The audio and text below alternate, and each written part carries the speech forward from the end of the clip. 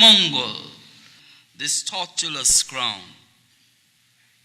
Chancellor, I present Laura George, a princess of the Akawayo nation, a tireless servant of the Guyanese nation, whose name at birth was symbolic of the laurel bush, and whose crown was placed not upon her head, but in her name, in her nature, as a representative of her very soul.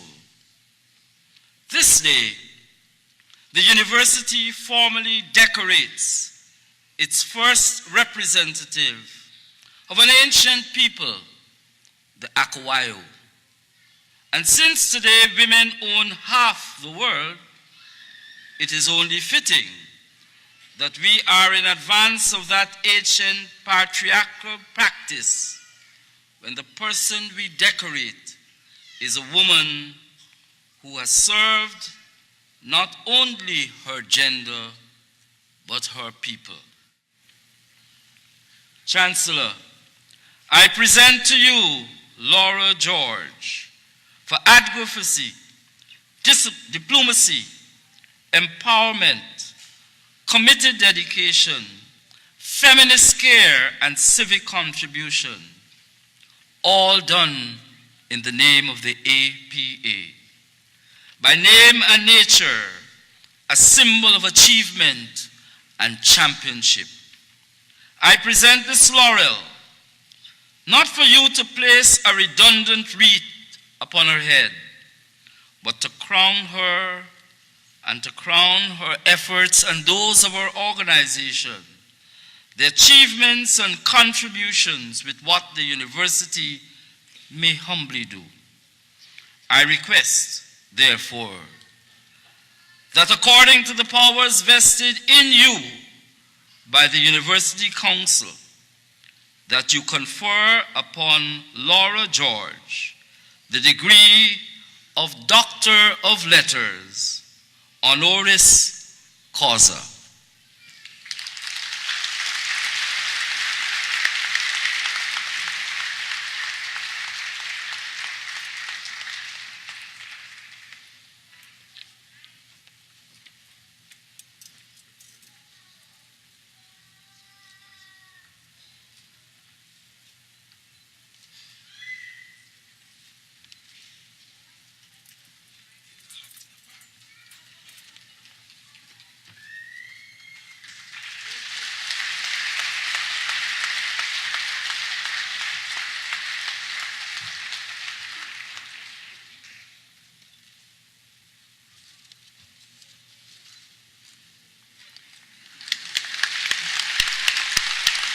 Ms. Laura George, by virtue of the powers entrusted to me under the University of Guyana Act and the statutes made thereunder, I have the honor to confer on you this day the Honorary Doctor of Letters, honoris causa, with all the rights, privileges, and honor thereto pertaining here and elsewhere. Dr. Laura.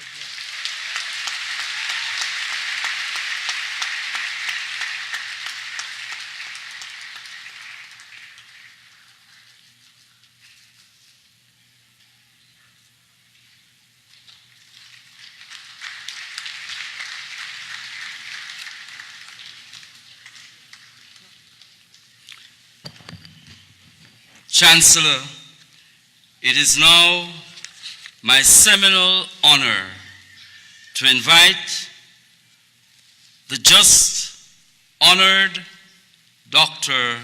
Laura George to make some brief remarks.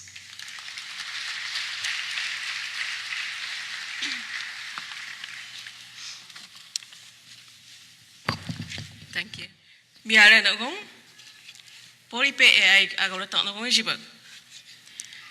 That is in my language. I just said hello to everyone. I am happy to be among all of you. honorable members of the university community, family, friends, and graduates. When this daughter of the proud Kapong Nation, known as the Akawayos, was first invited to consider the acceptance of this honorary doctorate, my instant reaction was that of horror and concerns because I could not, in all conscience, accept it for myself. I expressed that I do what I do because of the path created by our elders and leaders before us, many of whom I believe needed to be recognized before me. I further emphasized that I do not do the work by myself, but with a team of colleagues, support from our indigenous communities and like-minded alliances. In addition, I am able to advocate for rights and justice for indigenous peoples at a national level because of the platform created by the organization, the Amerindian Peoples Association. I was calmly reminded that this is exactly the reason why I should accept this conferral. The acceptance of this honorary doctorate came with one condition, however, that the University of Guyana commit to strategically and significantly undertake its role as the independent academia to produce correct information on the history of Guyana.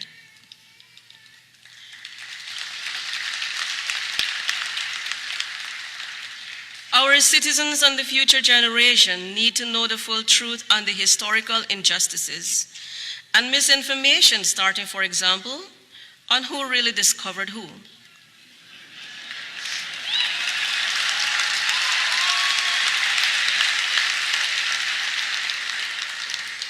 An African proverb that left me in awe says, "Until the lion learns to write, the hunter will always be glorified."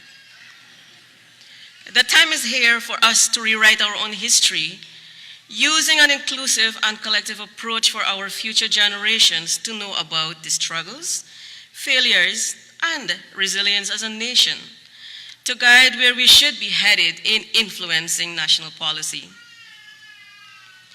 The correcting of historical information must use the approach of inclusion of indigenous leaders and organizations such as the Amerindian Peoples Association in core structures and perspectives.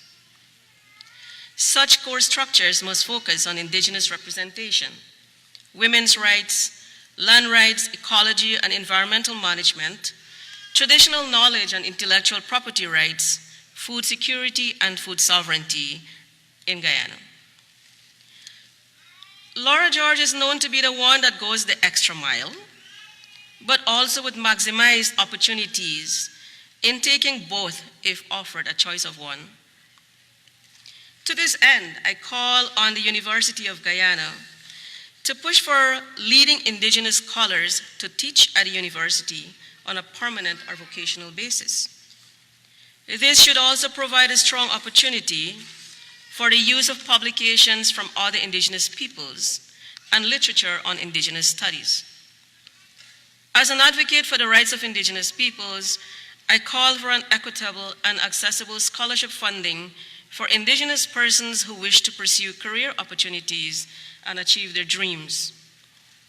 I had wanted to be a lawyer at one time, and therefore I enrolled to begin with sociology and having a good GPA in order to switch to study law.